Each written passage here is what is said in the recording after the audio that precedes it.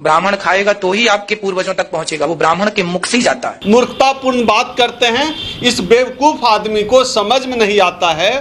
कभी ये कहता है कि जो है ब्राह्मण को खिलाओ तो पूर्वज को मिलेगा, कभी कहता है कि गाय के गोबर से जो गेहूं निकलता है उसका आटा पीस के खाओ तो बच्चा पैदा हो जाएगा। ये अलग मिजाज का आदमी है, ना कोई साइंस है, ना टेक्नोलॉजी है, ना कोई तर्क है, सिर्फ मूर्खतापूर्ण बात है। जबकि सच्चाई ये है, इस देश में ही नहीं पूरी दुनिया में हमेशा से ही जब तक मूर्खता रही है तब तक धर्म जिंदाबाद रहा है।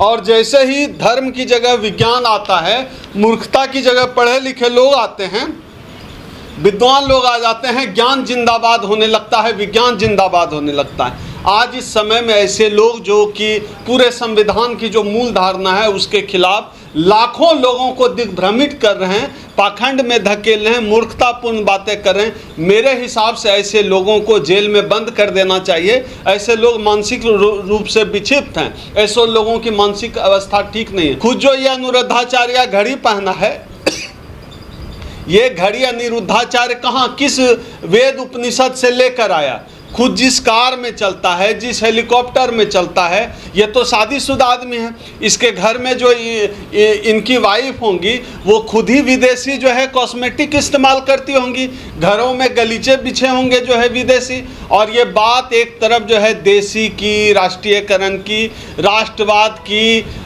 करते रहेंगे। ये इनका पोल खोल है और अलग अलग चैनलों में हम सब वायरल वीडियो देख रहे हैं। कौवा जो है आपके यहाँ का भात खा लेगा पितृपक्ष में, तब जो है चला जाएगा आपके पिताजी, दादाजी, नाना जी खा लेंगे। यह मूर्खतापूर्ण बात है। इस मूर्खतापूर्ण अंधविश्वास को मनवादी लोग बढ़ावा दे रहे हैं, इस पे रोक लगनी चाहिए। देश में कुछ लोग हैं जो लगातार देश को जो है ले जा रहे हैं, आदिम जमाने में पीछे लेके जा रहे हैं। देश बहुत मुश्किल से आज जो 2024 में जहां हम खड़े हैं, विज्ञान और टेक्नोलॉजी के दौर में हम जहां पर खड़े हैं, वहां इस तरह की मूर्खतापूर्ण बातें करना कि किसी ब्राह्मण को खाना खिलाओ तो पूर्वज को मिलेगा, कौवा को खाना खिलाओ पितृपक्ष में तो ब्राह्मण को मिलेगा, इस तरह के मूर्खतापूर्ण बात आज 2024 में तब हो रही है जब दुनिया चांद पर जा रही है।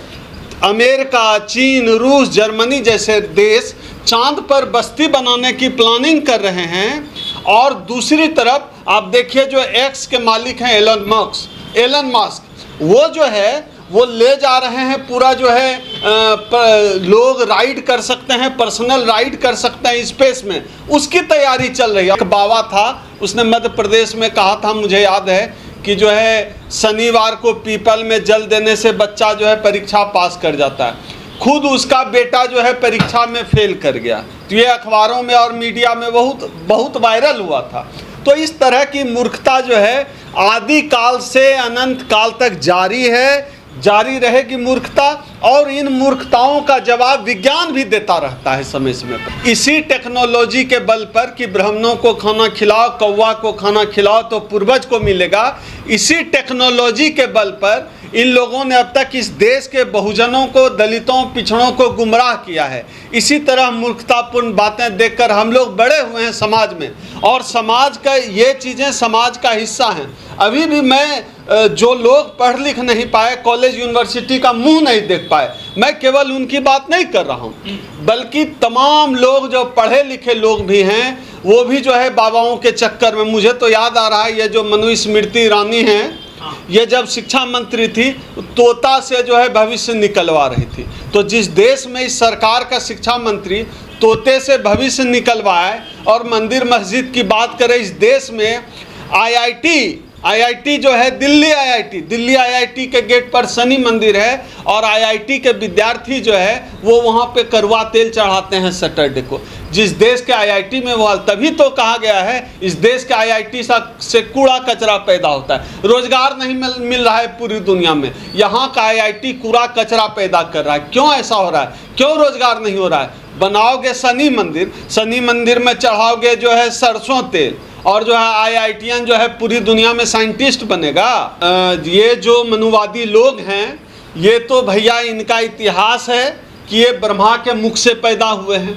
अब मुझे भी लगता है कि ब्रह्मा के मुंह से जो पैदा हुआ है उस आदमी की बात में कोई गलती होगी। उसने कहा है तो ठीक ही कहा होगा, लेकिन मैं अपने SC ST OBC समाज के लोगों से कहना चाहता हूं, इस तरह की मूर्खतापूर्ण बातों में ना आए। इस तरह के बाबाओं का हश्र वही होता है जो हश्र आखिरी में आसाराम बापू का हुआ है। आखिरी हश्र इन बाबाओं का यही होना है। अभी आप देख लीजिए ना, यही अनिरुद्धाचार्य हर चैनल पे जो है छोटे बच्चे इसको बेइज्जत कर दे रहे हैं। नहीं, ब्राह्मण सिर्फ खाने की बात ये नहीं करते हैं, ये अपने खाने की बात करते हैं।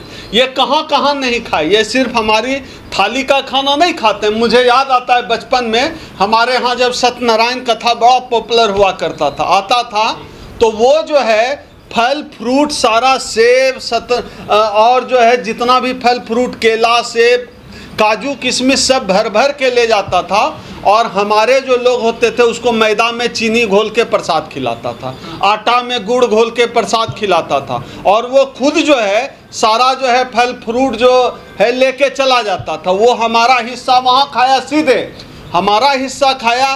देश के तमाम जितने भी संस्थान हैं, जितने भी संसाधन हैं, वहाँ पे कब्जा करके वहाँ हमारा हिस्सा खाने का काम इन मनुवादियों ने किया है। तो इन्होंने नौकरी में हमारा हिस्सा खाया। इन्होंने जो है जुडिशियरी से लेकर हर जगह, चाहे प्राइवेट जॉब हो, सरकारी जॉब हो, स्कूल हो, कॉलेज हो, मीडिया हो, बिजनेस हो, हर जगह उन्होंने हमारा हक खाया। और ये हजारों सालों से ये उनका हक खाने का इतिहास है। ये तो इस दौर में, इस ज़माने में, जबकि हम लोग कहते हैं कलयुग आ गया है, कलयुग मतलब बाबा साहब डॉक्टर अम्बेडकर का युग आ गया है, पेरियार का युग आ गया है, कांसीराम का युग आ गया है, माता सावित्रीबाई फुले, ज्योतिबा फुले का युग आ गया है, जो इनके लिए कलयुग है कि जिनके कान में आप शास्त्र सुनने पर पिघला शीशा डालते थे, आज ओम सुधा जैसा लाखों दलित PhD करके बैठा हुआ है। अनिरुद्ध जी ने कहा है ऐसा कि गाय के गोबर से गेहूं चुन के उससे जो है पीस के आटा निकालो, उससे बच्चा पैदा हुआ। अब जो है अनिरुद्ध जी के भी बच्चे हैं, पता नहीं किस टेक्नोलॉजी से पैदा हुए हैं। ये तो अनिरुद्धाचार्य जी को बताना चाहिए, क्योंकि हम लोग तो सामान्य जैविक प्रक्रिया को मानते हैं। मैं नवोदय विद्यालय का स्टूडेंट हूँ, मैंने जो है जो बायोलॉजी में पढ़ा है लाइफ प्रोसेस सेकेंड, मैं तो वही प्रक्रिया मानता हूँ जो सामान्य प्रक्रिया है बच्चा पैदा होने का। देखिए, जब तक इस देश में मूर्खता जिंदाबाद है, जब तक इस देश में पाखंड और अंधविश्वास जिंदा है, इस तरह के बाबा पैदा होते रहेंगे। गोल बाबा आएगा, लंबा बाबा आएगा, छोटा बाबा आएगा, गूंगा बाबा आएगा, बहरा बाबा आएगा। बाबाओं की हजारों लाखों वैरायटी रोज आएगी जब तक इस देश में मूर्खता जिंदाबाद है। और मुझे लगता है कि इस देश में आजकल बाबाओं की तादाद इसलिए बढ़ गई है क्योंकि हम लोगों ने इस देश में प्रधानमंत्री नहीं पुजारी चुन लिया है। क्योंकि आप देख लीजिए, प्रधानमंत्री जितना प्रधानमंत्री का काम नहीं करते हैं, उससे ज़्यादा वो पुजारी के रोल में दिखते हैं। कभी इधर घुस के तपस्या कर रहे हैं, कभी उधर चढ़ के अगरबत्ती जला रहे हैं, कभी उधर गिर के जो है पैर में लटके हुए हैं, कभी उसका पैर धो रहे हैं, कभी उधर हाथ जोड़ रहे हैं, कभी इस कलर का भगवा रंग का गमछी पहना है, कभी माथा में चावल लपेट लिया है, कभी पीठ में गेहूं लपेट लिया है। तो हमें लगता है कि हमने इस देश में प्रधानमंत्री नहीं बल्कि एक पुजारी चुन लिया है। और पुजारी ही जब देश का प्रधान होगा, उस देश में अंधविश्वास फैलेगा, उस देश में अंधविश्वास पैदा होगा, उस देश में लोगों को मूर्ख बनाने के लिए हर दिन हजारों बाबा पैदा होते रहेंगे। मैं तो ये कह रहा हूँ, इस देश में जब मिसाइल भी छोड़ा गया था, राफेल में भी इन्होंने नींबू लटका दिया था।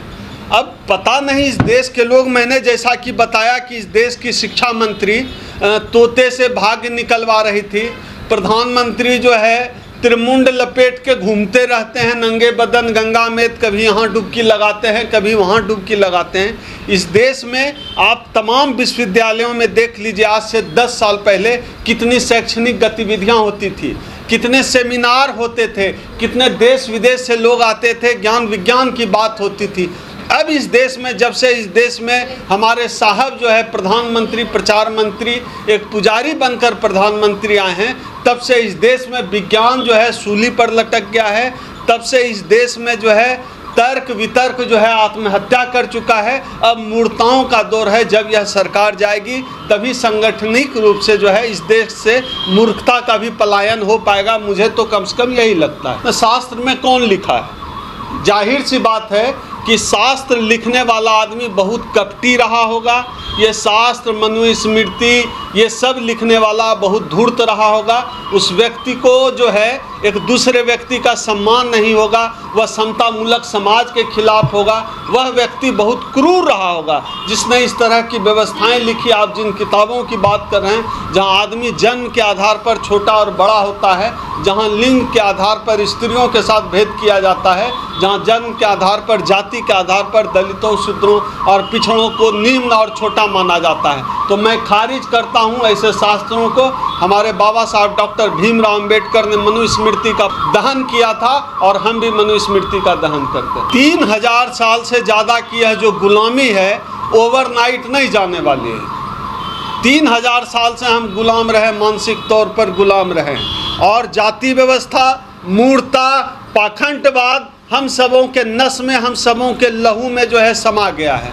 इसके खिलाफ बाबा साहब डॉक्टर अंबेडकर लड़े, पेरियार लड़े, फूले लड़े, और हम जैसे लोग लगातार जो है इस मूर्खता और पाखंड के खिलाफ लड़ रहे हैं। यह ओवरनाइट नहीं बदलने वाला है। इसके खिलाफ लड़ाई जारी है, पाखंडवाद के खिलाफ, और लड़ाई जारी रहेगी।